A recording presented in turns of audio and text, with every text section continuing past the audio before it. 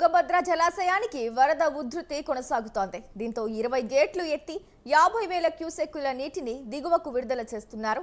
ఇవాళ రాత్రి మరిన్ని గేట్లు ఎత్తే అవకాశం ఉన్న నేపథ్యంలో లోతట్టు ప్రాంత ప్రజలు అప్రమత్తంగా ఉండాలని డ్యాం అధికారులు హెచ్చరికలు జారీ చేశారు. రైట్, అయితే ఈ అంశంపై పూర్తి సమాచారాన్ని మా కరెస్పాండెంట్ శ్రీనివాసులు అందిస్తారు. శ్రీనివాసులు, చెప్పండి. తుంగభద్ర నదీ పరివాహక ప్రాంతాల్లో కురుస్తున్న వర్షాలతో డ్యాం పూర్తి స్థాయి నీటి మట్టానికి చేరవుతుండటంతో డ్యాం అధికారులు కొద్దిసేపు క్రితం 20 గేట్ల నుంచి 50,000 క్యూసెక్కుల వరద నీటిని దిగువకు వదిలేశారు.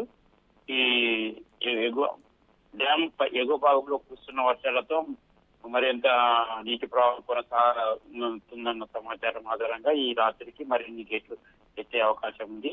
దీంతో తుంగభద్ర నది పరివాహక దిగువ ప్రాంతంలో ఉన్న ప్రజలను అధికారులు ఇప్పటికే అప్రమత్తం చేశారు.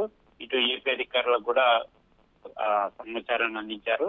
డ్యామ్ ఈ 50,000 క్యూసెక్కుల వరద నీరు రేపు సాయంకాలానికి కర్నూలుకు చేరుకునే అవకాశం ఉంది. దీంతో ప్రస్తుతం టీబీ డ్యామ్ ను పరిశీలిస్తే మాత్రం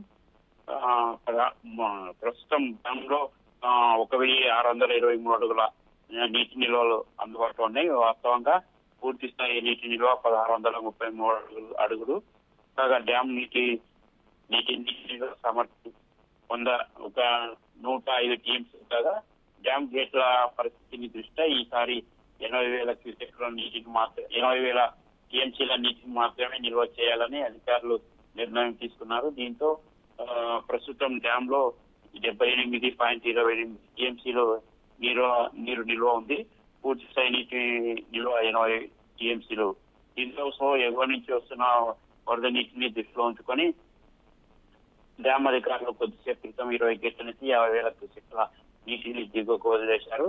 ఈ 50,000 క్యూసెక్కుల నీరు సాయంకాలానికి కర్నూలు జిల్లాకు చేరుకునే అవకాశం అయితే ఉంది. Right Srinivasulu, thank you.